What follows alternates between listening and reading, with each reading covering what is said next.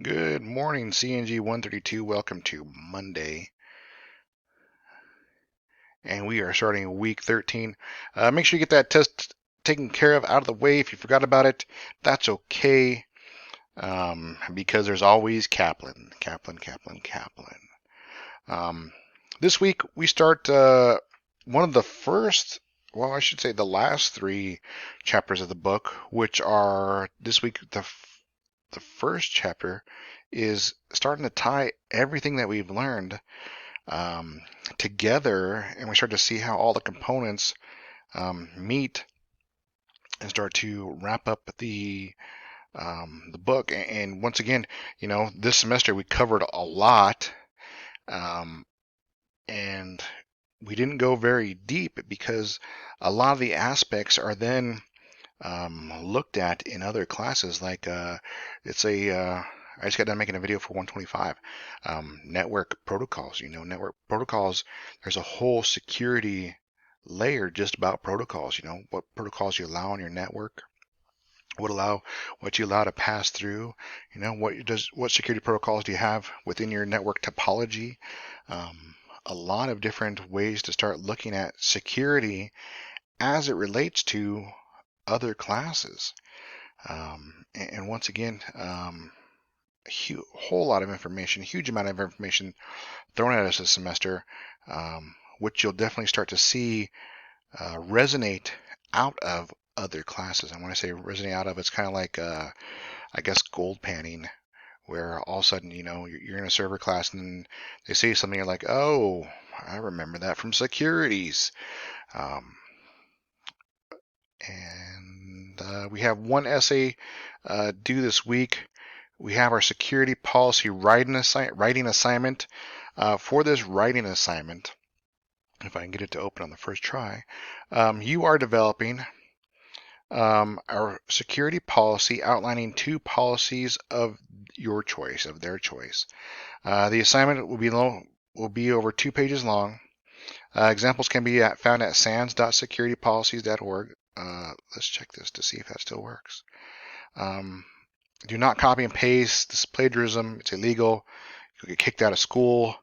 Um, I've had students really do this. Don't do it, please. Um, if you're going to use this as a template,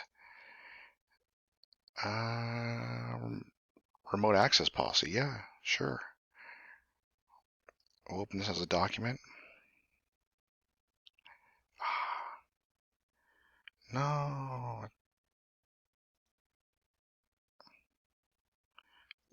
There we go. So the remote access policy is outlined,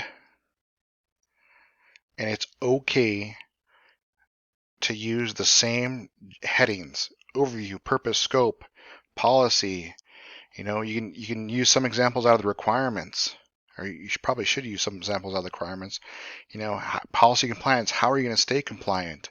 And then related standards and policy. Of course, if you have some that relate to um, remote access policy, is there a BYOD, bring your own device policy that's not allowed with remote access? There's no way to control the security on that BYOD. So therefore, it might be in violation of the remote access policy, therefore might be related. Once again, do not copy and paste. Copy and paste, it's plagiarism, and I have to report it. Don't do it. That's the simplest thing, is don't do it. Look at the wording. Maybe you word something similar to it. But once again, do not plagiarize. Definitely get in trouble for that. I don't want you to get in trouble. You don't want yourself to get in trouble. That is a bad mark that follows you from school to school. What else? Should it be about 2 pages long? Oh, yeah, should be over 2 pages long.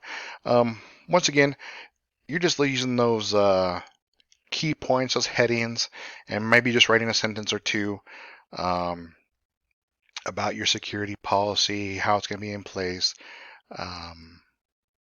And that's going to be your security policy writing assignment. Make sure there's two. Should be over 2 pages long. And then submit that in the security policy writing assignment. You do have all semester to work on that, so don't feel like you have to get this all done this week, but it definitely goes in the security policy writing assignment. We only have one exam left. That's exam 4. To bring up the scores of your exams to 100%, make sure you're practicing that Kaplan. Kaplan is preparing you for the Security Plus certification, and that is also going to bring up your score in this class. So make sure you have those done. Am I missing anything? Project 13, I believe there's some broken projects again this week. I shouldn't say broken projects. Software that's out of date. Make sure you do that. I'm 100% positive there's one this week. Unlucky 13. Make sure that you find a solution. If you don't, I'm not going to accept your lab. You're going to get a 0 on the lab. There's enough resources out there that you can ask other students, what did you use? Christopher Ria, I might have missed this. SA9, oh yeah, I did. Sorry, Chris. And 11.4, definitely missed those. My apologies to that. But definitely reach out in lab discussions. Reach out in the Google Hangouts. If you need, one-on-one help, web conferencing, say, hey, look, George, can we meet through WebEx? And this should always be open. I think if you click on it, I didn't want to do that. There we go. This should always be open, and you should be able to hop in here and chat with other students one-on-one. You can chat with me one-on-one. You can do a group of students in there and be chatting. That is definitely going to work in any scenario, so you guys can communicate, collaborate, and work together to get those labs done. Once again, if I give you a lab that says 0, it should have a redo on it, and you should be able to go back and do that. I found this little tidbit on LinkedIn this morning. As I wake up, I kind of read the news, I guess. Hop around on social media, look what's going on. This one is free tools, and SANS is a security site that has a lot of starting points. We used it here for security policy templates. We're looking at here for free tools. A lot of free tools, especially Blue Team. Blue Team's like Defense. Help you manage the interior of your network, and kind of relate to 125. 125, which I did show in there, I believe.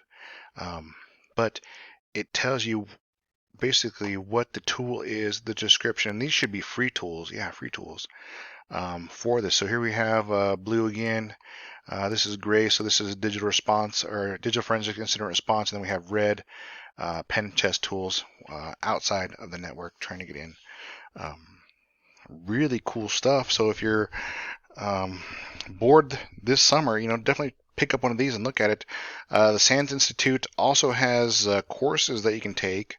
I don't know the cost of the courses, but on demand 45 plus courses. Get certified. Once again, pick up everything you can while you're in school, so that when the economy opens, you're one of those marketable students. That's a key word right there. You can market yourself as an individual that has certifications and skills with different tools, so you can get that the job you want, necessarily moreover than the job you're given. How about that? That's a good way to put it. And with that, I'll let it go. I gotta start working on my final this week. I should get grading done Wednesday, so I should be caught up with your class Wednesday.